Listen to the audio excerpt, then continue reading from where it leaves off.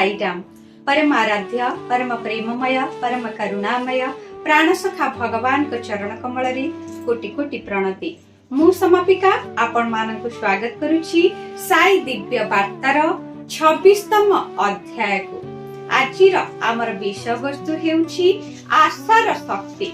आशा माने जीवनर युद्धता अनिश्चितता ओ गभीर समस्या मध्यरे आलोक ओ प्रेरणा देउथुबा एक शक्ति।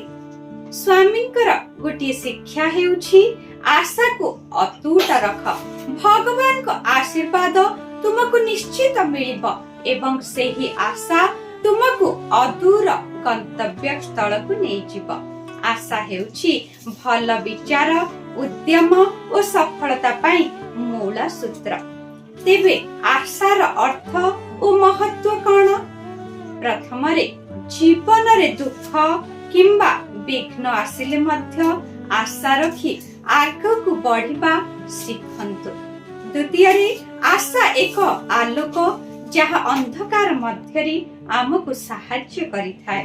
तृतीय रे आशा माने अंतर्ज्ञान अभिमुखी और शक्ति जहा एक युद्धता को मुक्ति देउछि। एहार प्रायोगिक उपाय गुड़िक हेला प्रत्येक कठिन समय निज मन को कहंतु मु निश्चित एहा करि पारिबि। एहा को प्रेरणा दियंतु। मनर दुख और भय को दूर करी आशा और सफलता उपरे सर्वदा ध्यान करंतु। नुआ लक्ष्य एवं स्वप्न देखिबा सहित निश्चित पदक्षेप नियंतु। अधिक आशा रखी स्वामी को आशीर्वाद निमित्त दैनिक प्रार्थना जारी रखंतु। ए संपर्क रे गोटे सुंदर कहानी आमे एठारे सुनिबा। जणे भक्त अनेक दिन धरि कठिन और संकट भितरे निज जीवन अतिबाहित करुथिले। एबे एक दृढ़ आशार सहित स्वामी को पूजा और ध्यान करिबार लागि पड़िले। तांकर आशा एपरि शक्ति देइथिला जे जहा फल रे तांकर समस्त समस्या दूर होई गला। एही दृढ़ आशा तांको जीवनर नूतन आकांक्षा और सफल अनुभूति आनी देला।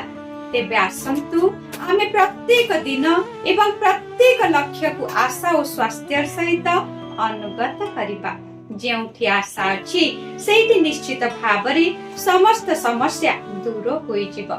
तेबे एही वीडियो को अधिक मात्रा रे लाइक करंतु, अधिक मात्रा रे सब्सक्राइब करंतु एवं कमेंट माध्यम रे निज आशार अनुभूति संपर्क रे आमको शेयर करंतु। सर्वे भवन्तु सुखिनो। जय साईराम।